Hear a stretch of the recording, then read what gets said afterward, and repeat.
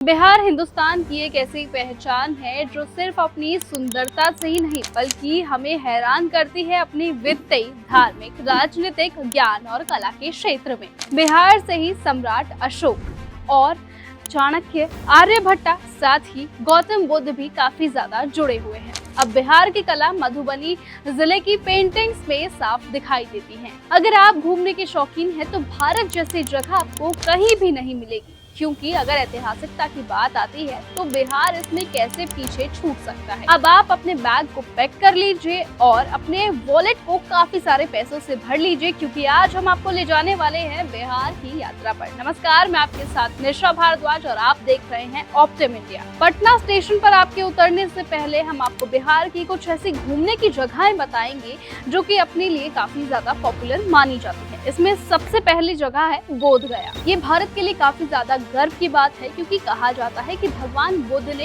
यहीं पर अपने ज्ञान की प्राप्ति की थी। यहाँ पर 2500 साल पुराना एक पेड़ है जिसे आज बोधि वृक्ष के नाम से जाना जाता है, और कहा जाता है कि इसी पेड़ के नीचे बैठकर भगवान बुद्ध ने अपने ज्ञान को प्राप्त किया था। कहा जाता है कि भगवान बुद्ध के पद चिन्हों पर चलकर ही आज दुनिया के कई सारे देश खुद को बौद्ध देश मानने लगे हैं। अब दूसरे नंबर पर आता है नालंदा। जी हाँ, ये वही यूनिवर्सिटी है जो पहले के शासन काल में काफी ज्यादा प्रसिद्ध मानी जाती थी। कहा जाता है कि यहाँ पर 10,000 से ज्यादा स्टूडेंट्स और 1500 से ज्यादा टीचर्स उन स्टूडेंट्स को पढ़ाया करते थे और साथ ही उन्हें शिक्षा देते थे। कहा जाता है कि इस यूनिवर्सिटी को खिलजी ने पूरी तरह से समाप्त कर दिया था। हम कहें कि उनको आग के हवाले कर दिया था और ये यूनिवर्सिटी लगातार 3 महीनों तक चली। साथ ही इस यूनिवर्सिटी में 90 लाख से ज्यादा किताबें हुआ करती थी।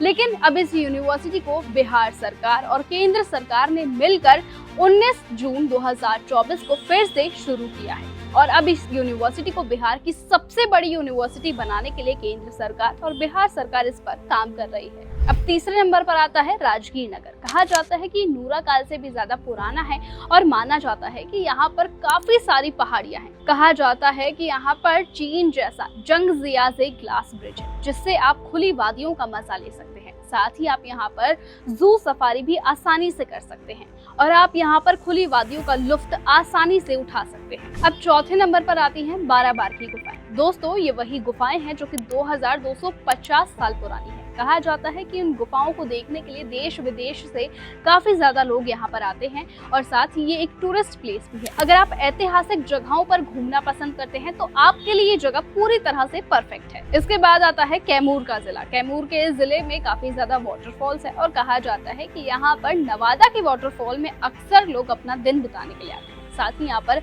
हरी भरी हरियालियां और काफी ज्यादा वादियां हैं, जिसका लुत्फ आप आसानी से उठा सकते हैं। साथ ही अगर बात आती है रोहतास की, तो रोहतास जो कि एक ऐतिहासिक स्मारक है जिसमें मजबूत परकोटे, ऊंचाई पर स्थित गेट और भव्य मंदिर शामिल है। ये किला स्मारक दृष्टि से महत्वपूर्ण था और क्षेत्र की सुरक्षा में महत्वपूर्ण भूमिका निभाया करता था। साथ ही अगर बात करें शेरशाह सूरी की, तो शेरशाह सूरी का मकबरा सासाराम में स्थित है, जो कि भारत के ताजमहल के रूप में भी माना जाता है। इसमें लाल पत्थरों से नक्काशी की गई है। कहा जाता है कि ये मकबरा 122 फीट ऊंचा है, जिसमें छतरियां और लाल पत्थर की नक्काशियां, साथ ही और भी तरह की नक्काशियां की गई हैं। ये वास्तुकला की इंडो इस्लामिक कल्चर को काफी ज्यादा दर्शाता है। अब अगर बात करें नौलखा पैलेस की, तो राजगीर नगर के मधुबनी में ये स्थित है। कहा जाता है कि भले ही यह पूरी तरह से क्षतिग्रस्त हो चुका हो, लेकिन ये महल आज भी पर्यटकों के लिए आकर्षण का केंद्र बनता है। कहा जाता है कि इस पैलेस में आज भी नदियां, तालाब, उद्यान और मंदिर शामिल है। वैशाली भी बिहार का एक महत्वपूर्ण पुरातात्विक स्थल है, जो कभी लक्ष्मी शासकों का राजधानी हुआ करती थी। वैशाली ने अंतिम जैन तीर्थकर भगवान महावीर के जन्म स्थान के रूप में प्रसिद्ध अर्जित की थी। ऐसा माना जाता है कि महावीर का जन्म और पालन पोषण भी 6ठी शताब्दी ईसा पूर्वी वैशाली गणराज्य के कुंडल ग्राम में हुआ था। यहाँ के प्रमुख आकर्षणों में अवशेष स्तूप, कुटागरशाला विहार, विश्व शांति शिवालय, भारतीय पुरातत्व संरक्षण संग्रहालय, बावन पोखर मंदिर, कंडूलपुर, राजा विशाल का गढ़ और चौमुखी महादेव शामिल है। अब अगर बात करें बिहार के घूमने के समय की, तो अक्टूबर से लेकर मार्च का महीना बिहार में घूमने के लिए काफी ज्यादा अच्छा माना जाता है, क्योंकि इन महीनों के बीच में पर्यटक जो है बिहार के दर्शनीय स्थलों का दौरा बिना किसी परेशानी के आसानी से कर सकते हैं। इसलिए अगर आपको भी बिहार का दौरा करना हो तो आप अक्टूबर से मार्च के महीनों के बीच में ही कीजिए। अगर ये इन्फॉर्मेटिव वीडियो आपको अच्छी लगी हो तो हमारे चैनल ऑप्टिम इंडिया को सब्सक्राइब करें, साथ ही इस वीडियो को लाइक, कमेंट और शेयर करें। अगली बार फिर मिलूंगी एक नई वीडियो, एक नई जगह के साथ।